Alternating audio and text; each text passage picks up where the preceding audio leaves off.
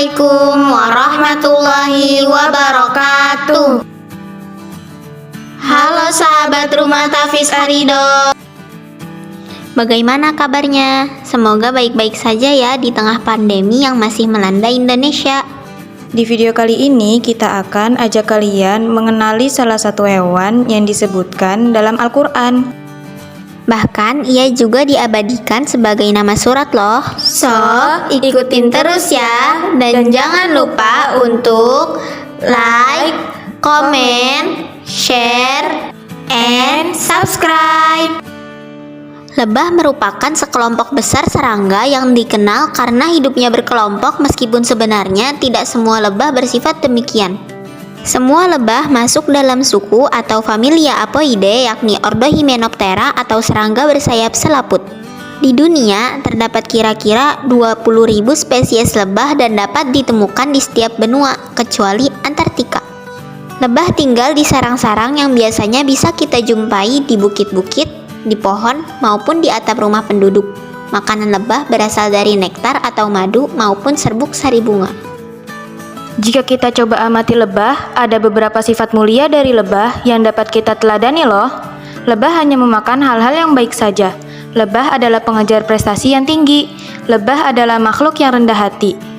Lebah tidak akan mengambil sesuatu dari bunga tanpa memberikan manfaat kepadanya. Lebah tidak akan menuntut terlalu banyak dan tidak memberikan tekanan kepada bunga. Seperti di dalam hadis berikut ini. Perumpamaan mukmin itu bagaikan lebah yang selalu memakan yang baik dan mengeluarkan yang baik. Ia hinggap di ranting namun tidak membuatnya patah dan rusak. Hadis riwayat Ahmad. Selain itu, lebah adalah makhluk sosial yang tidak iri satu sama lain. Lebah juga memberikan manfaat pada banyak makhluk. Dalam sebuah koloni lebah biasanya terdiri dari 3 kelompok utama, yaitu Ratu Lebah. Merupakan induk dari semua lebah, di mana dalam satu koloni hanya terdapat satu ratu lebah yang berjenis kelamin betina. Tugasnya adalah bertelur sepanjang hidupnya. Dalam sehari, ia bisa menghasilkan telur hingga 2000 butir. Lebah betina merupakan komunitas terbesar dalam suatu koloni lebah. Jumlahnya bisa mencapai puluhan ribu ekor. Tugas dari lebah betina ini adalah mengumpulkan nektar atau serbuk sari bunga yang nantinya akan diubah menjadi madu. Lebah jantan. Dalam sebuah koloni hanya terdapat ratusan ekor saja. Tugasnya adalah mengawini ratu lebah untuk membentuk koloni baru. Adapun siklus hidup dari lebah adalah telur lebah yang menetas akan berubah menjadi larva yang nantinya akan makan dari sebagian nektar maupun serbuk sari yang telah dikumpulkan oleh lebah pekerja. Setelah beberapa hari, larva-larva tersebut akan berubah menjadi pupa atau kepompong yang selanjutnya akan menjadi anakan lebah.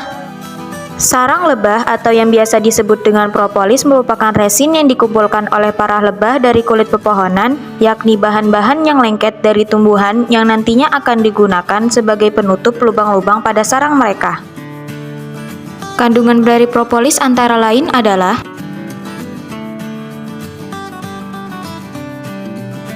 beberapa manfaat dari lebah: anti jamur, virus maupun bakteri dalam tubuh, sebagai sumber antioksidan alami, dapat meningkatkan sistem imun, sebagai anti peradangan, menjaga kesehatan sistem pencernaan, mempercepat proses penyembuhan luka, dan penangkal stres.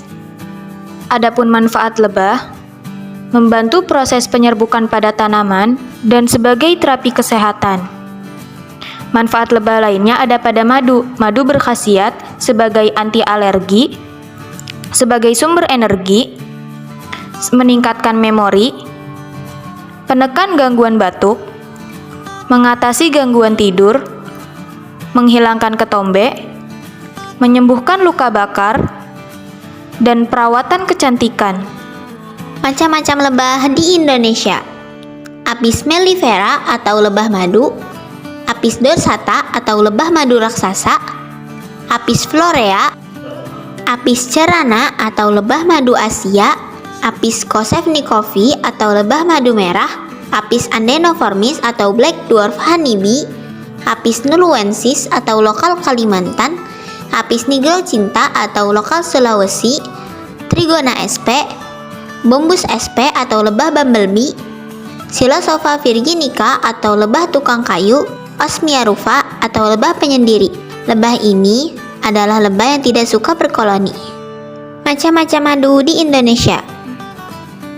Madu kopi, madu pahit Bangka, madu kaliandra, madu hutan Sumatera, madu tawanggung, madu hutan timur, madu randu, madu hutan Sumbawa, madu kelengkeng, madu bunga karet, madu kelenceng, dan madu embun.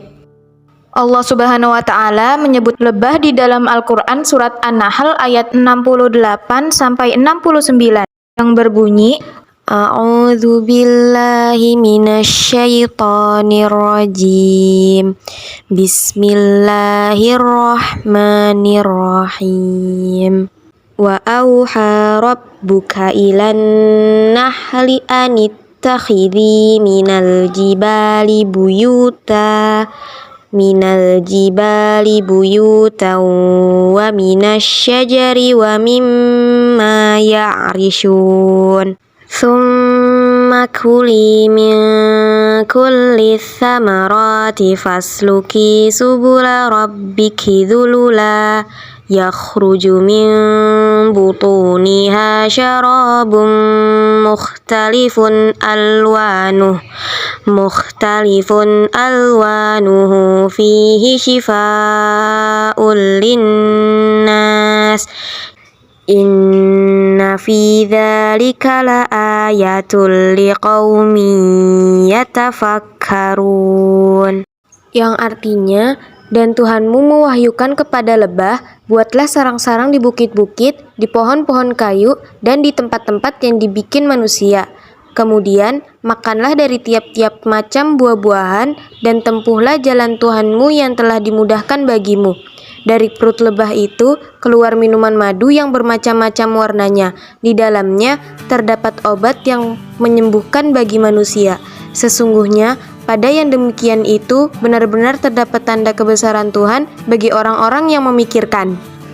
Menurut tafsir Ibnu Katsir, yang dimaksud dengan wahyu dalam ayat ini ialah ilham, petunjuk, dan bimbingan dari Allah kepada lebah agar lebah membuat sarangnya di bukit-bukit, di pohon-pohon, dan di tempat yang dihuni manusia. Kemudian, berkat adanya ilham dari Allah ini, lebah membangun rumah atau sarangnya dengan sangat rapi struktur dan susunannya, sehingga tidak ada celah padanya. Kemudian, Allah Subhanahu wa Ta'ala menganugerahkan insting kepada lebah untuk makan dari sari buah-buahan dan menempuh jalan-jalan yang telah dimudahkan oleh Allah baginya, sehingga lebah dapat menempuh jalan udara yang luas, padang Sahara yang membentang luas, lembah-lembah, dan gunung-gunung yang tinggi menurut apa yang disukainya. Lalu, masing-masing lebah dapat kembali ke sarangnya tanpa menyimpang ke arah kanan atau ke arah kiri, melainkan langsung menuju ke sarangnya, tempat ia meletakkan telur-telurnya dan madu yang dibuatnya. Lebah membangun lilin untuk sarangnya dengan kedua sayapnya, dan dari mulutnya ia memuntahkan madu, sedangkan lebah betina mengeluarkan telur dari duburnya, kemudian menetas dan terbang ke tempat kehidupannya. Wallahu a'lam bishawab. Demikian yang dapat kami sampaikan. Lebih kurangnya mohon maaf. Wassalamualaikum warahmatullahi wabarakatuh. Jangan lupa like, comment, share, and subscribe.